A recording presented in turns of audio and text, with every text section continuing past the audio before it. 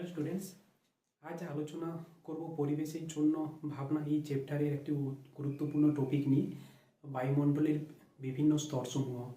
এই টপিক থেকে মাধ্যমিকে প্রতি বছরে একটা না একটি কোশ্চেন পাওয়া যায়, তাই এই টপিকের বিভিন্ন যে পয়েন্ট সেগুলিকে অবশ্যই মনে রাখতে হবে।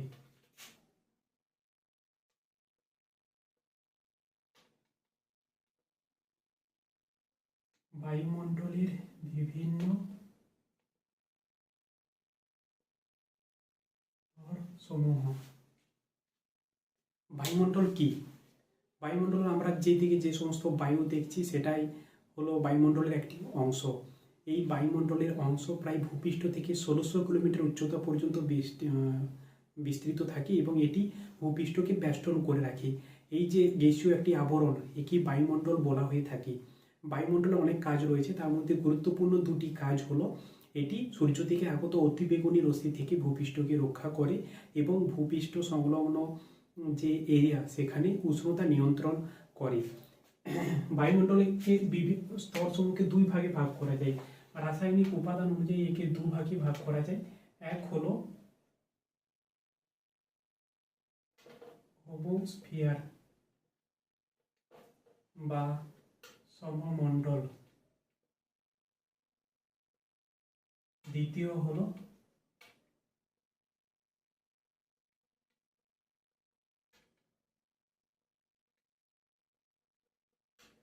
স্ফিয়ার বা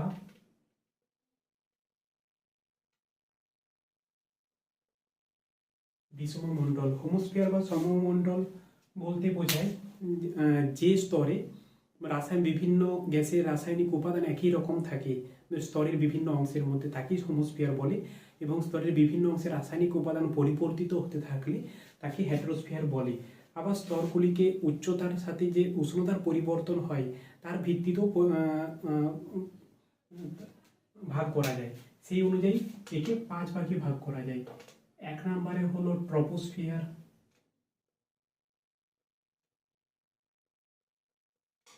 দ্বিতীয় স্ট্র্যাটোস্ফিয়ার,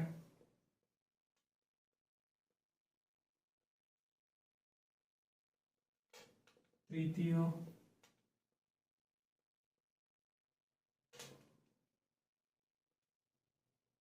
মেসোস্ফিয়ার, চতুর্থ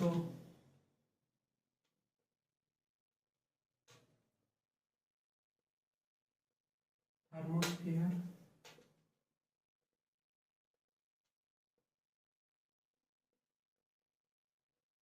পঞ্চম এক্সোস্ফিয়ার। এই 5টি স্তরের মধ্যে প্রথম যে 3টি স্তর অর্থাৎ ট্রপোস্ফিয়ার, স্ট্র্যাটোস্ফিয়ার এবং মেসোস্ফিয়ার, এগুলি হোমোস্ফিয়ার বা সমমণ্ডলের অন্তর্গত, এবং শেষের দুটি স্তর অর্থাৎ থার্মোস্ফিয়ার এবং এক্সোস্ফিয়ার, এগুলি হেটেরোস্ফিয়ার বা বিষমমণ্ডলের অন্তর্গত। এরপর আমরা একে একে বিভিন্ন স্তর নিয়ে আলোচনা করব। এক নম্বর হলো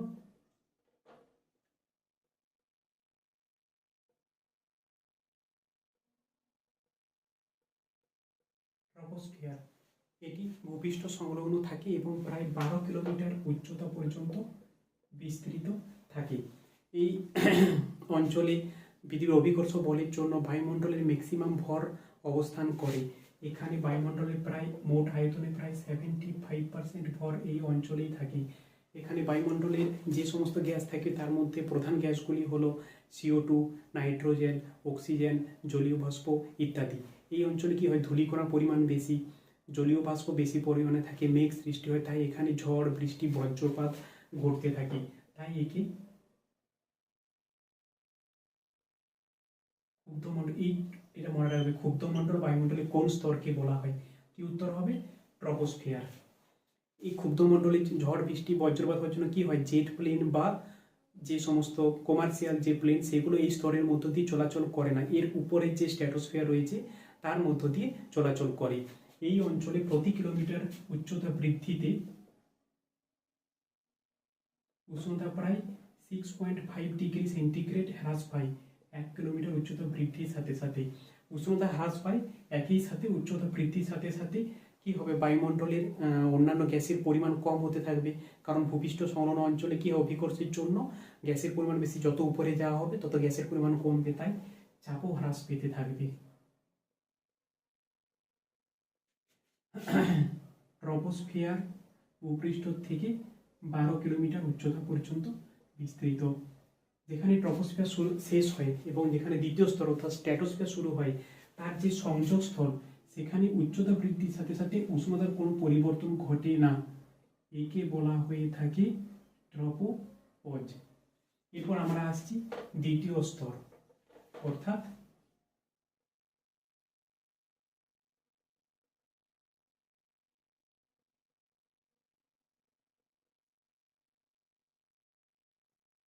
স্ট্র্যাটোস্ফিয়ার।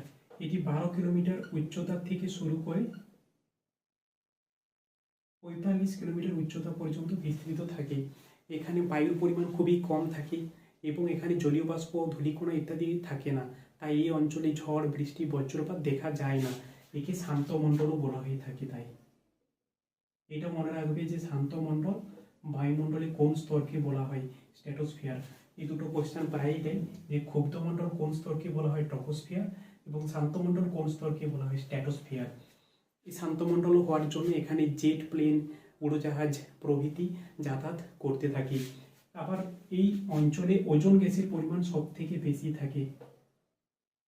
ওজোন গ্যাস প্রায় 16 কিলোমিটার উচ্চতা থেকে শুরু করে 30 কিলোমিটার উচ্চতার মধ্যে ওজোন গ্যাসের একটি স্তর থাকে। এখানে বায়ুমণ্ডলে যে টোটাল ওজোন গ্যাসের পরিমাণ তার প্রায় 90% প্রেজেন্ট থাকে।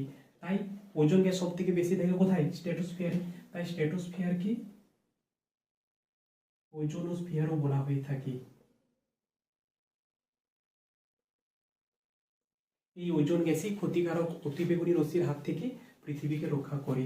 তাই 12 কিলোমিটার পর্যন্ত হলো ট্রপোস্ফিয়ার, 12 থেকে শুরু করে 45 কিলোমিটার পর্যন্ত হলো স্ট্র্যাটোস্ফিয়ার। এই স্ট্র্যাটোস্ফিয়ার যেখানে শেষ হয় এবং তারপরের অর্থাৎ মেসোস্ফিয়ার যেখান থেকে শুরু হয়, তার যে সংযোগস্থল সেখানে উচ্চতা বৃদ্ধির সাথে সাথে উষ্ণতার কোনো পরিবর্তন ঘটে না, একেই বলা হয়ে থাকে স্ট্র্যাটোপজ। এরপর আমরা আসছি তৃতীয় স্তর অর্থাৎ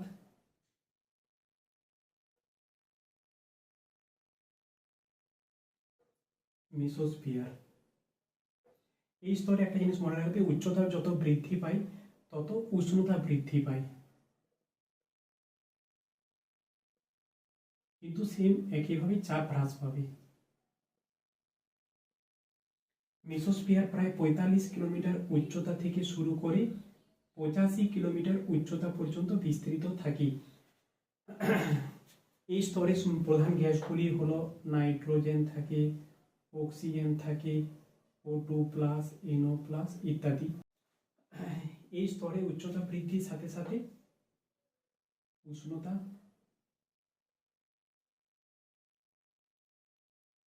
হ্রাস পায়, চাপও হ্রাস পায়। এই মেসোস্ফিয়ারই হলো বায়ুমণ্ডলের সব থেকে শীতলতম স্থান, যার তাপমাত্রা প্রায় 92 ডিগ্রি সেন্টিগ্রেডের মতো হয়। এখান থেকে 3টা কোশ্চেন অবশ্যই মনে রাখবে যে ক্ষুব্ধ মণ্ডল কাকে বলে, ট্রপোস্ফিয়ার কি, শান্ত মণ্ডল বলে স্ট্র্যাটোস্ফিয়ার। তাই এখানে জেট প্লেন, উড়োজাহাজ চলাচল করে। বায়ুমণ্ডলের শীতলতম স্তর কি, সেটি হলো মেসোস্ফিয়ার। এগুলিতে পরীক্ষাতে প্রায় দেয়। আরেকটি এই সমস্ত টপিক থেকে একটি ইন্টারেস্টিং কনক্লুশনে আসা যায়, যত উচ্চতা বৃদ্ধি পেতে থাকে চাপ হ্রাস পাবে, সে যে কোনো স্তর হোক, 5টি স্তরের ক্ষেত্রে চাপ হ্রাস পাবে, কিন্তু উষ্ণতার পরিবর্তন বিভিন্ন স্তরের ক্ষেত্রে বিভিন্ন হয়। যেমন ট্রপোস্ফিয়ারের ক্ষেত্রে উষ্ণতা কি হয়, হ্রাস পায়। স্ট্র্যাটোস্ফিয়ারের ক্ষেত্রে কি হয়, উষ্ণতা বৃদ্ধি পায়। মেসোস্ফিয়ারের ক্ষেত্রে কি হয়, উষ্ণতা হ্রাস পায়। পরবর্তী স্তরগুলির ক্ষেত্রে কি হয় সেটা দেখতে থাকবো। সুতরাং স্ট্র্যাটোপজ থেকে 85 কিলোমিটার যে উচ্চতা, এটা 85 কিলোমিটার, সেটার মধ্যে মেসোস্ফিয়ার থাকে। মেসোস্ফিয়ার যেখানে শেষ হয় এবং তার পরের স্তর অর্থাৎ থার্মোস্ফিয়ার যেখানে শুরু হয়, তার সংযোগস্থলে উচ্চতা বৃদ্ধিতে উষ্ণতার কোনো পরিবর্তন ঘটে না, একে বলা হয়ে থাকে মেসোপজ। এরপর আমরা আসবো তার পরবর্তী স্তর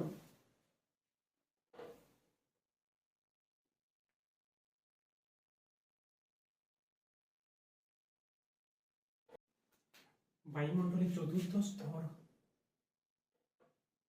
হলো থার্মোস্ফিয়ার।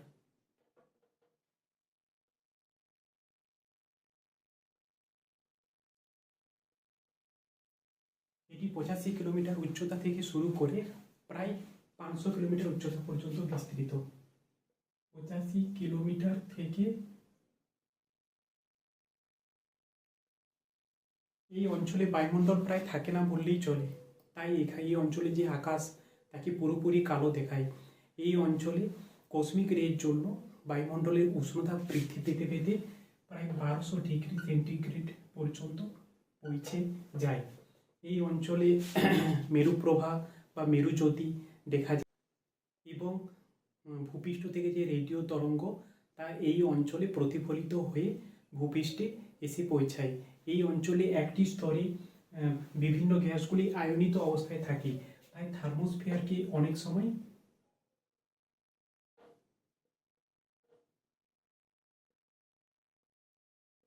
আয়নোস্ফিয়ারও বলা হয়ে থাকে।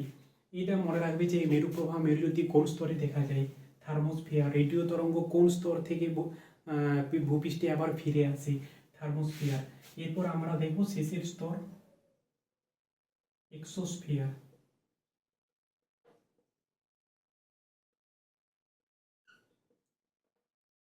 এটি 500 কিলোমিটার উচ্চতা থেকে শুরু হয় এবং এরপর মহাশূন্যে বিলীন হয়ে যায়, অর্থাৎ এরপর আর কোনো বায়ুমণ্ডলের অস্তিত্ব থাকে না। এক্সোস্ফিয়ারের মধ্যে আমাদের যে কৃত্রিম উপগ্রহ বা আন্তর্জাতিক স্পেস স্টেশন সেগুলি অবস্থান করে। এই অঞ্চলে উষ্ণতা 1200 ডিগ্রি সেন্টিগ্রেডের থেকেও বেশি হয়ে থাকে।